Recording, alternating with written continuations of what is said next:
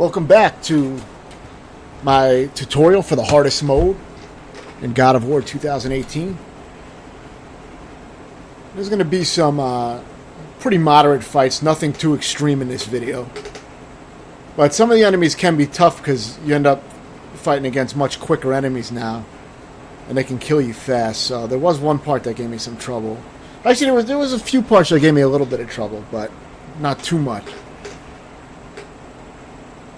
I found in some cases that hanging back and just throwing the axe, was harder in some scenarios than actually getting aggressive and just beating the shit out of the enemies. Because now I have an ability where if I keep a combo going with regular axe strikes, I can build up more frost, and it ends up doing cumulative damage the longer the combo goes on. So I think that helps with getting in close and landing a lot of hits on the enemies and not getting hit.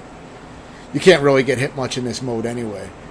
But I'm not sure if throwing the axe adds to your combo as well, but that's a lot slower. I mean, it might be worthwhile if you're doing regular attacks and then you throw the axe occasionally to get in some extra hits. But when you're just hanging back and throwing the axe, I don't know if you get much of a combo going. I don't think this game has a combo counter, so I think it just does it internally.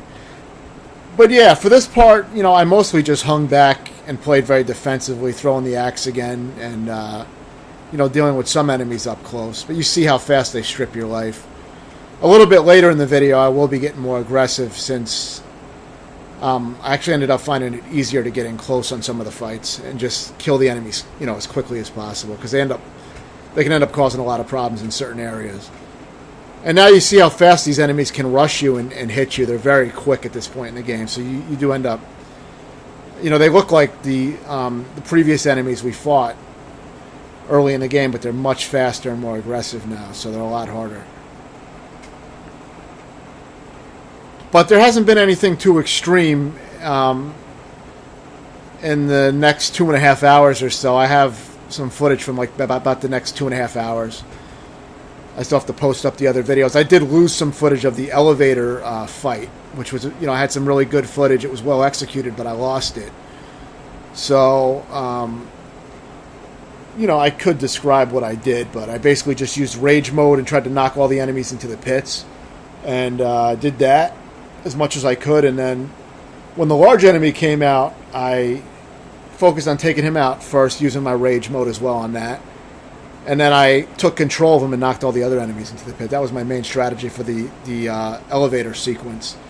But yeah, now we have some wolves, and they're very fast and aggressive. They almost kill me, but I didn't end up dying on this part. I think the previous part I actually died once. But yeah, on this part I end up barely surviving, but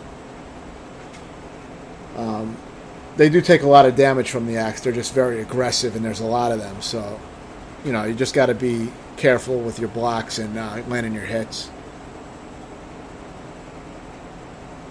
But at least it's more exciting than watching me throw the axe at all the enemies, which I do that a lot when it works, If it's effective, I'll do it.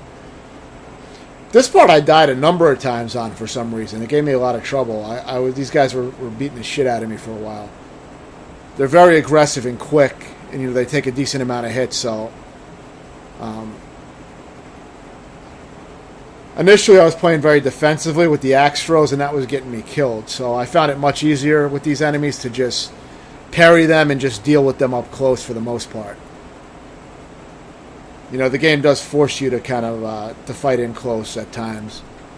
I mean, you could, you could if you wanted to keep getting your distance and throwing the axe if that's what you wanted to do. But these guys close the distance really quickly, so you're probably going to have a harder time playing, defensively with axe throwing on these guys. I would just recommend trying to parry them and just fighting them up close. Just be wary of their attacks. They're very quick. If you turn your back to them and try to run, they a lot of times will just come up behind you and kill you. They can one-hit kill you a lot of times.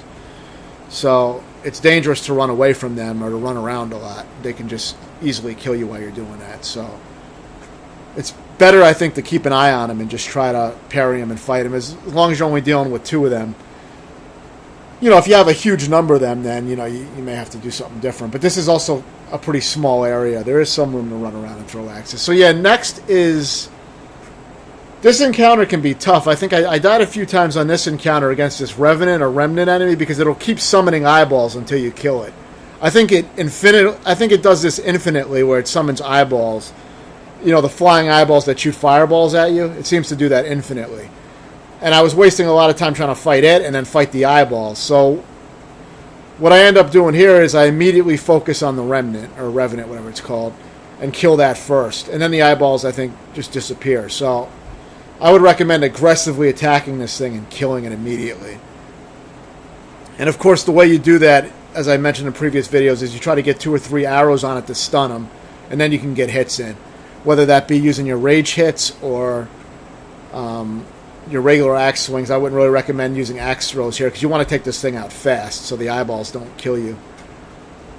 So that's what I did. This part was actually hard. I actually died on this part, I think, a few times, but it's cleanly edited, so it looks like I just went from this scene to the next scene, but I actually did die after the Revenant. You do get a checkpoint here, if you kill the Revenant guy. And these guys can be tough because they're aggressive and fast. But it's pretty much the same fight repeated, but now with a heavier enemy added in. It's the same as the fight before the Revenant that we just fought. So I went super aggressive at this point, and I got all of them together, and I was able to hit them all at the same time. So that allowed me to take out the 2 weaker enemies, which are the main threat. This guy's, much slower. He's not fast. You just got to keep an eye on him and dodge his attacks, and you can just throw axes at him. By this point, we've fought a shitload of these guys, and it's the same tactic I try to use on them with axe throwing. I usually don't fight these guys up close, because it can be a little dangerous, but it's not bad. I mean, you can just get in a few swings of the axe if you want to fight them up close and then roll away, but I was just being safe because I didn't want to have to redo it for no reason. I try to play it safe when I have the ability to play defensively. I think there's a scraggler enemy hanging around in this area somewhere.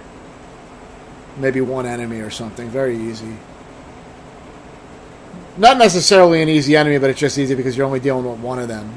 They are hard enemies. These enemies are tough, but when you're only fighting one, you can just throw the axe at them if you want. You don't even have to go up close, so it's easy enough. I don't know what happens. If you die on this guy, you probably have to fight the previous 3 enemies again, but you won't have to fight the Revenant again, because you get a checkpoint after the Revenant and the eyeballs. But I think this guy is part of that group. I don't know why he was separate from the group, but I think he counts as part of the group. Because, see, I got 2,500 experience points for killing him. So I'm assuming he's part of that wave. He's probably considered part of that checkpoint. And now, anytime you highlight stoned enemies that are just like stone, they're just, they're just standing there, they're like this.